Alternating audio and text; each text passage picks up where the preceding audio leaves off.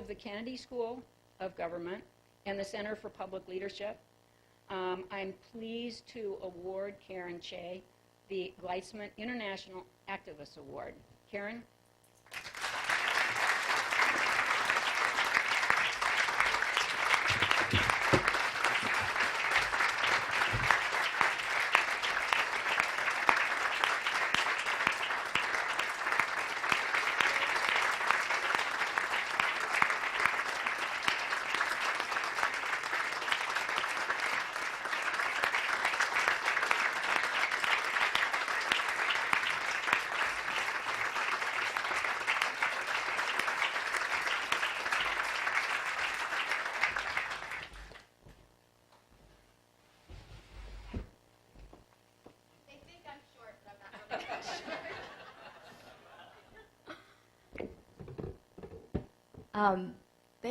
Thank you all for being here.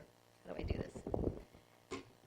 So, before I start my speech, I wanted to say that, this is part of it, that it's a particular honor that I'm speaking here today, introduced by Professor Kare Tse, because what she doesn't know is that it was kind of difficult for a number of years. And in the first few years, so they never tell you this at either the Divinity School or the Kennedy School, but it's a lot harder than you think. It's really nice in the case studies and everything happens, and then you actually get out there, and it's really much more challenging. And but I remember in the first few years when absolutely, in the very beginning, I was like, oh, this is a great idea. And then afterwards, everyone's like, ooh, could you get a job? And then people start offering you jobs, really nice jobs with really good packages, because then they really start to feel sorry for you. And they're like, really, if you need a job, I can give you a job. But I was like, no, I have to do this. But at one point, I always remembered that Professor Letts had said to me, you know what? You're going to do this. And when you do, I want you to come back to my class and talk about it. And so for months, and I would say actually 2 years, every single day, when I have actually a couch in my house, and I call it the crying couch, because I used to lay on that couch and cry at least 15 minutes a day, sort of like catharsis. It's going to be okay. But it's really difficult when you don't know when your next cup of coffee is going to break the bank. But I used to see it every day in my head. I would see myself speaking before Kare Tse's class and saying, it was really, really difficult, but here we are. And I have to tell you, this is even better than talking before Kare Tse's class. So thank you all for being here. I mean, there's so many people who are here that have really been a huge part of the journey. And International Bridges to Justice really did start at Harvard. So it's a really a particular joy for me. And even as I walk through, I get sort of like shivers down my spine, because it's really here that I began to create and believe and see the possibilities. But I also wanted to say that today is a huge honor for me, for International Bridges to Justice, but you don't know what it means to defenders, courageous defenders throughout the world. It's amazing. Since the announcement of this award, I've received literally hundreds of emails and phone calls, and I just wanted to share with you. I wouldn't normally be reading my BlackBerry here. I'm not that much of an addict. But here's one of them. Let's see. This one is from... Here. Ooh. Okay. This one is from Vule, from Swaziland. And he writes with his colleague Zimbabwe, and he's a justice maker. And he says, first, congratulations on the Harvard Award. One big step for Tse, an extra giant leap for criminal defense. Bravo. And here's one from, here is one from our defender in Burundi. And it says, I've just read the message about this award, and I take this opportunity to send my heartfelt joy and congratulations. Step by step, the struggle is being recognized and appreciated by the larger public to the benefit of the fight against bad treatment of the human beings. And part of it is this, is that there are unbelievably courageous defenders throughout the world in every country. And I think that they're often not recognized in any way whatsoever. They're the people who, as you know, oftentimes defenders, human rights defenders we call them, are recognized by the world. And yet at the same time, most of the people who are being tortured today, I would say that 95% of the people being tortured today are not political prisoners, but they're just everyday people in broken down legal systems. And because of that, it's not courageous UN defenders who are helping them, it's just criminal defense lawyers who are often seen as being the exact same, almost on the same side as the defendants themselves. And so in many countries, or in some countries, the defenders themselves are literally the embodiment of what they're fighting for, meaning they stand up in court and they say, my client's been tortured. And the next thing they know, they themselves are ordered handcuffed. They're brought to jail, they're beaten until they're bloody, and then a confession is taken of them saying, I have obstructed justice. And so for many of these defenders, what allows them to keep going is also the strength of their connection to each other and knowing that there is an international community that supports them.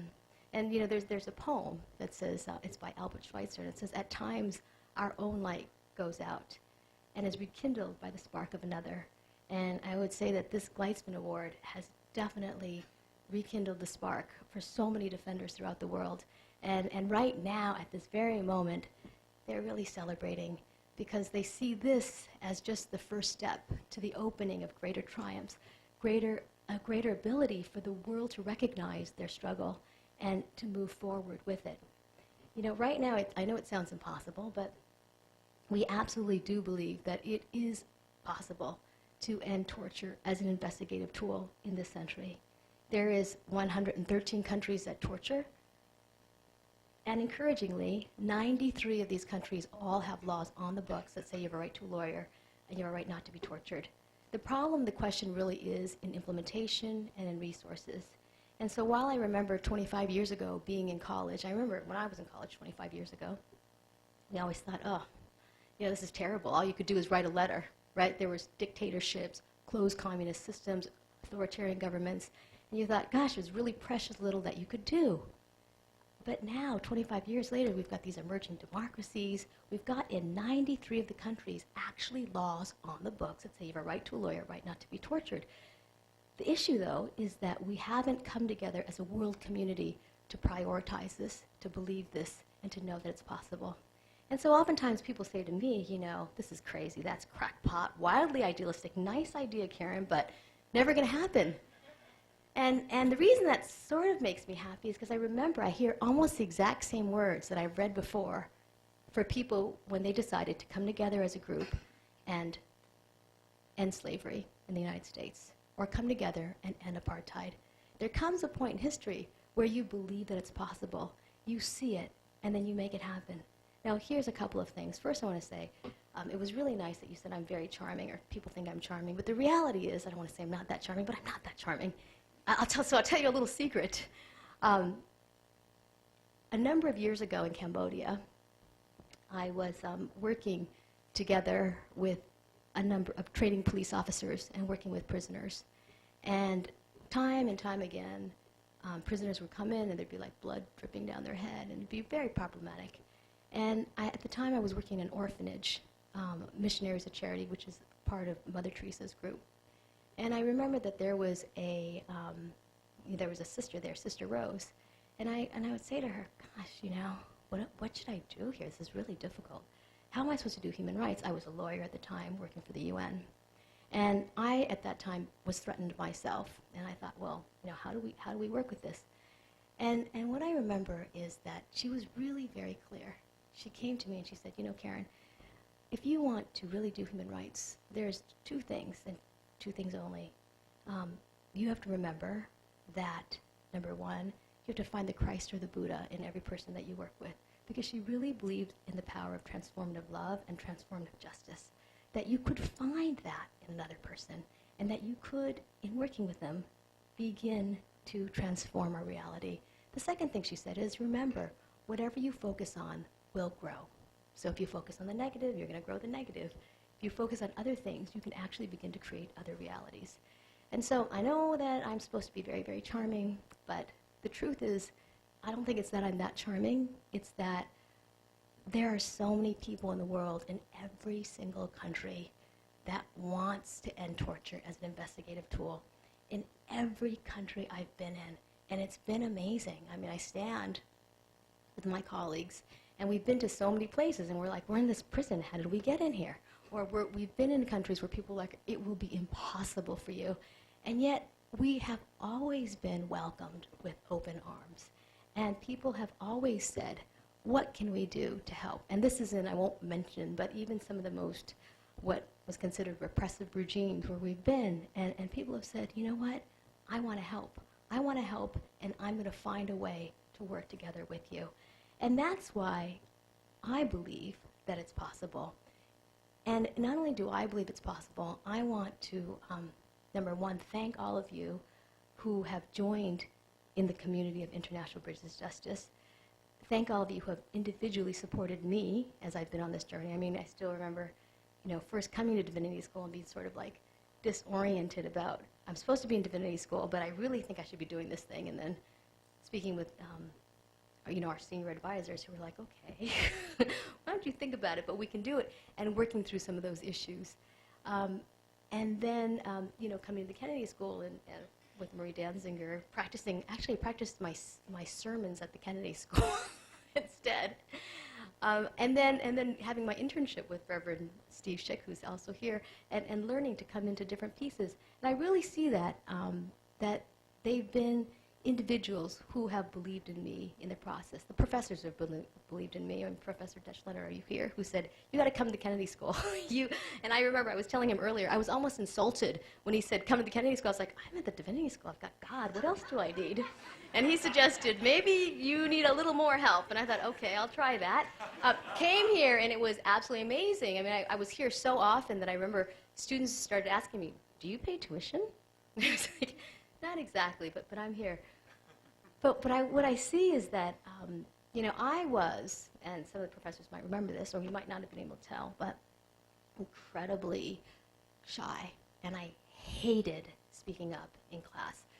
And every class was like, I would say to myself, okay, say something.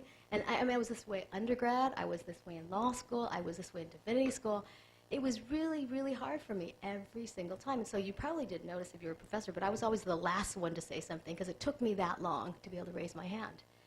And yet, at the same time, what I began to understand was that it was about something greater than myself, and that we could, if I gave myself up to something greater, that it was okay. It wasn't about me. It was about something else.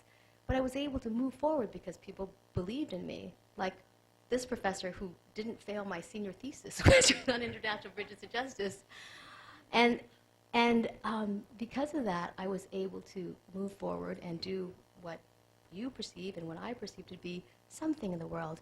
And this is exactly true. What I ask for you today is to believe with me in the most amazing possibilities with courageous defenders throughout the world. I was just in Zimbabwe, and two things struck me. One is that I went into the prisons, and I've been in a lot of prisons, and I was just in a prison that I thought was the worst prison in Burundi a couple months ago, but I walked into the Zimbabwean prison, and I said to myself, wow, I don't have a camera, but I'm never going to forget this. It was really mind-blowing to me, and part of it is that I had heard that. Even within the last 2 months, 5 of our prisoners have died because the conditions are so bad. So I was really thinking about it in that way. But when I walked in, they were like, oh, they're usually, really cramped in a cell. It's really terrible. But during the day, we let them out. Well, when I saw where they were let out like 200 people in a space much smaller than this, completely crammed, no area. It smelled like urine. And you could see when they would raise their hands that their fingers, some of them looked like they'd been tortured. Their fingers were bent. And I asked them, I said, how long have you been here? How long have you been here? And I know that in numerous countries, which is the issue that we work at, people have been there for very long periods of time without having a trial. And many of them are innocent, but they haven't gone through trial. But I was just curious, how long have you been here without a trial? And 2 years, 3 years, 5 years, 8 years, 9 years. And I thought, oh, they must be misunderstanding my question. So I said, okay, I'm sorry, let me do this again. How long have you been here without a trial? And they were like, yeah, without a trial, 8 years. For some of the most theft. Or someone said to me, my family's been trying to raise the $100 bail for the last 5 years for theft, but we can't raise it. But you see, it's like really broken down systems. But here was what was amazing to me, is that these prisoners were together in like seemingly the hopelessness, just a very hopeless situation. And yet at the same time, when each of them stood up, they clapped for each other. And it was the most amazing thing. And I said that to them. I said, you know, I said, first of all, I tried to give them something. And I didn't have very much, so I gave them $300, which is not much, but they said it really helps. But the other piece is that I said, I should tell them a story or something, because I believe that hope is a very important thing. If you can't give anyone something, try and give them some hope. But seriously, because of the situation, I think I was so shell-shocked that every story that came into my mind involved food, or I thought of another story and it was about a tiger in a cage. I mean, every story that came was like food, cages, prisons. And so finally I said to them, well, I'm going to give you a gift of giving me a gift. And they said, yeah, that's good. And, you know, the ones who could stood up and sang. And what was amazing is that I saw at that moment, and I was with our International Bridges of Justice lawyers, I saw at that moment that we all really do have a choice, no matter how bad the situation is. And they said to me, we're going to choose to hope. And will you please tell the people on the outside that we still hope and believe, and will they stand up with us? And I went back with the defenders, the lawyers. And the lawyers in Zimbabwe are absolutely amazing. I mean, they are in a situation where one of the first things that Mugabe did was dismantle the legal system. They were intimidated and have gone through a lot. And yet this is what International Bridges of Justice does, is to look at empowering the leadership on the ground. And many of them said this is the first time that we've ever come together as a group. Like one guy said, in 10 years, it's amazing. So they came together, though. And you know, we have a film, so if you want to see it, give me your email and I'll send it to you. It's not a very well-done film because it was done by a 12-year-old in Zimbabwe. It was cut very badly. But the amazing thing about it is that you hear the lawyers coming from a place where it's seemingly hopeless, and they stand up with such phenomenal courage and strength. And they talk about abandoning this culture of fear and moving forward. They talk about being ordinary lawyers, but the fact that they don't need to be extraordinary. They can be ordinary lawyers with an extraordinary vision, and that they can move forward. And they call themselves the history makers. And I believe that. I believe that for every single defender with International Bridges to Justice, that they are actually writing the course of history. And sometimes I think, gosh, I just said that in Zimbabwe. Can I say that in China? Oh, I just said that in China. Can I say that in Rwanda? But I tell them every single time we come together as a group, I say, yes, case by case, you will write the course of history in your country. Because with every case that they stand up and say, don't torture, and let's begin to build the infrastructure for a new system, they begin to change the consciousness and change the pieces. And what we see is that lawyers are coming together, not only within their countries, but also as a world movement. And this, I think, is the thing that's been surprising to us. Many people say, oh, there's no way that a lawyer from Burundi can understand a lawyer from Cambodia. But it's phenomenal. I mean, we started first with this Justice Makers competition, and it's probably embarrassing, but our funder, Martin Halusa, to Justice Makers is here. But this was an idea about, so thank you. And did you hear Professor Letts? You should continue helping.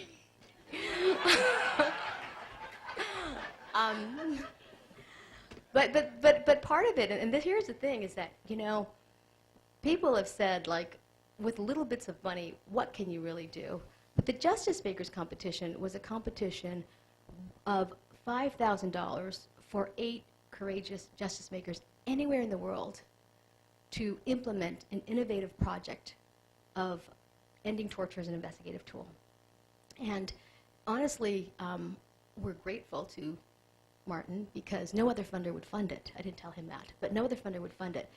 And all the funders said, this is ridiculous, because how are you going to make sure it's accountable, you know, and this and this and that. I said, well, gosh, for $5,000, if I fly down there, that's going to be 1. If I stay in a hotel that I'm accustomed to, that'll be 1,001. But you could really see that, there comes a time in history where you have to build the infrastructure, but trust the people on the ground.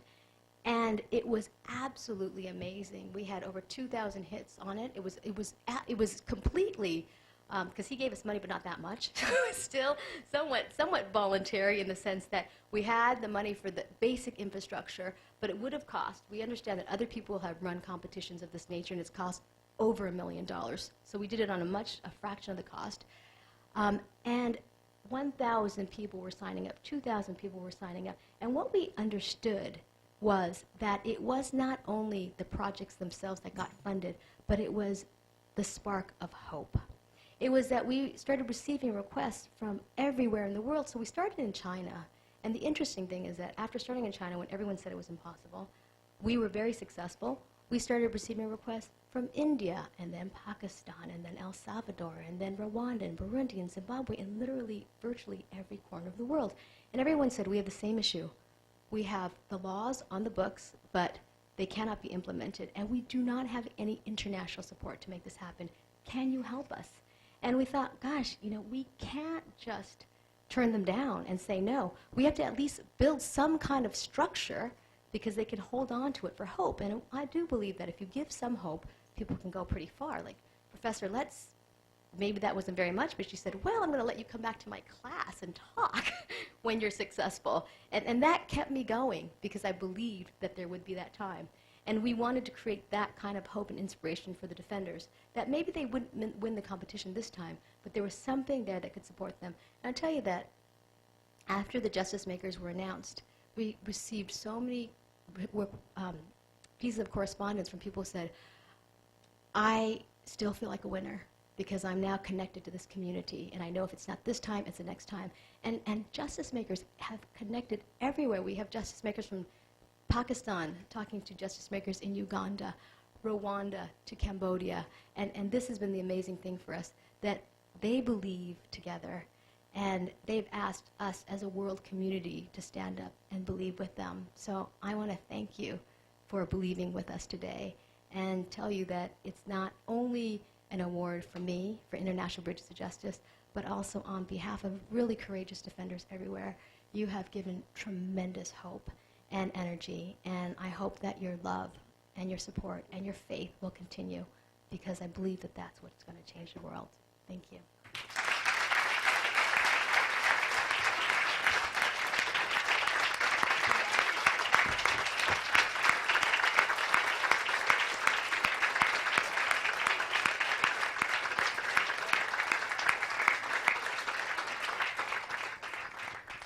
So we have some mics on the aisle in case anyone would like to ask Karen a couple questions before we adjourn.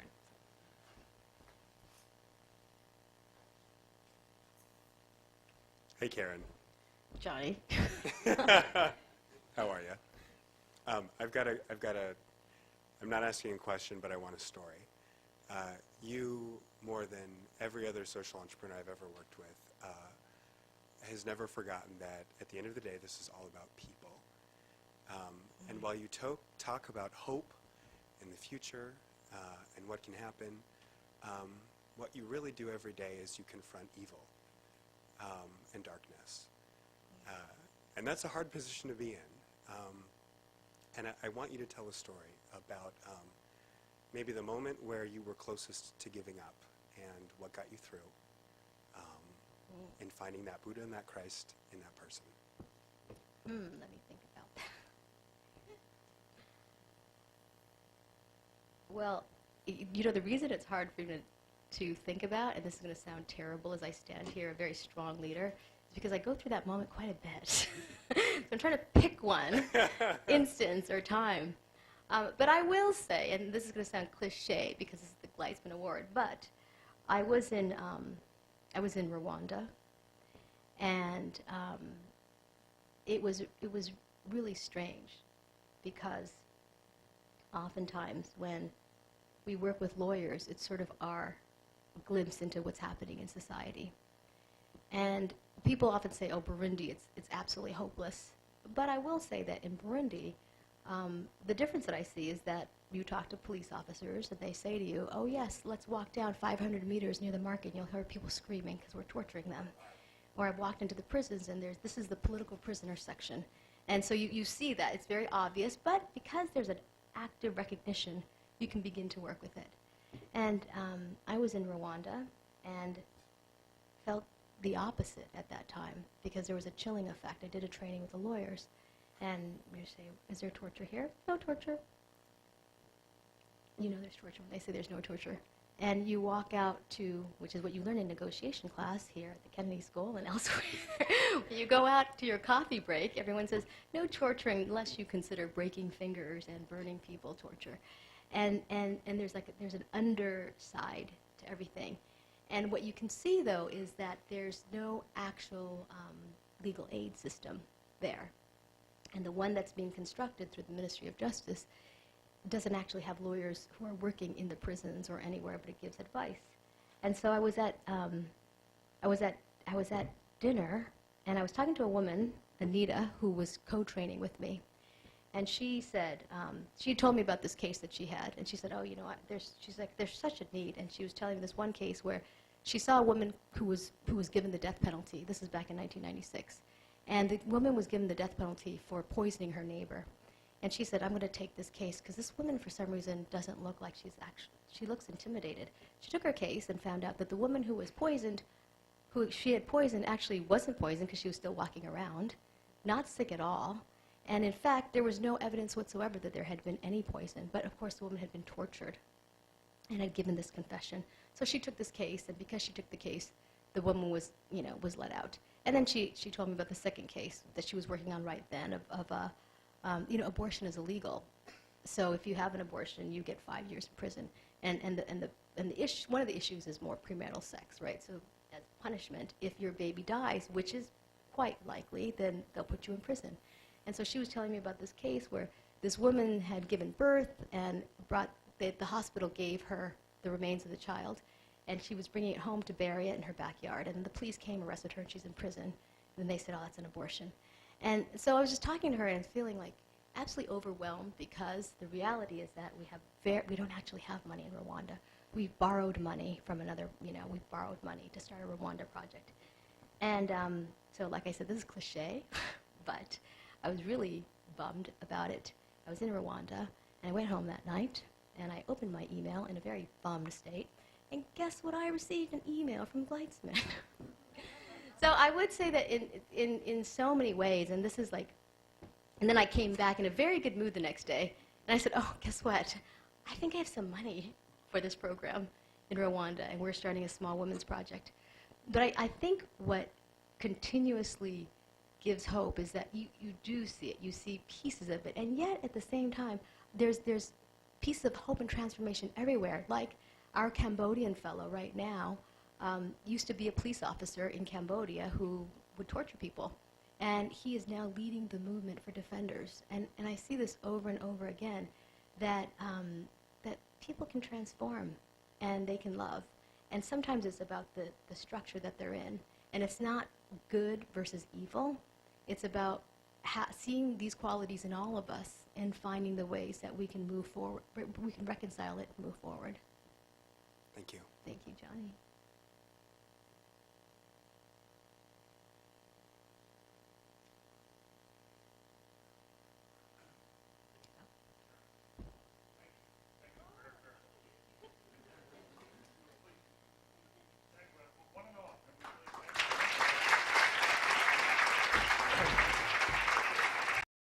Of the Kennedy School of Government and the Center for Public Leadership, I'm pleased to award Karen Tse the Gleitsman International Activist Award.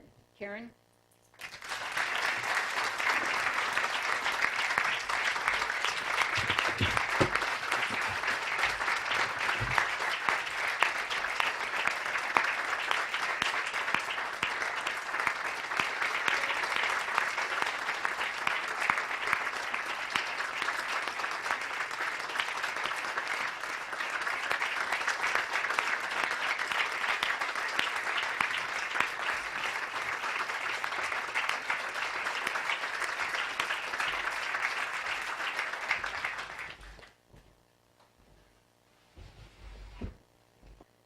also wanted to say that today is a huge honor for me, for International Bridges of Justice, but you don't know what it means to defenders, courageous defenders throughout the world. It's amazing. Since the announcement of this award, I've received literally hundreds of emails and phone calls, and I just wanted to share with you.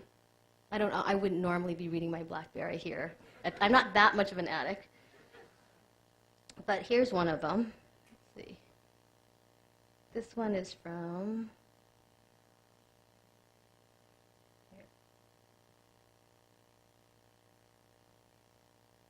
Ooh. Okay. This one is from Bule, from Swaziland. And he writes with his colleague Zimbabwe, and he's a justice maker. And he says, first, congratulations on the Harvard Award. They think I'm short, but I'm not really that short.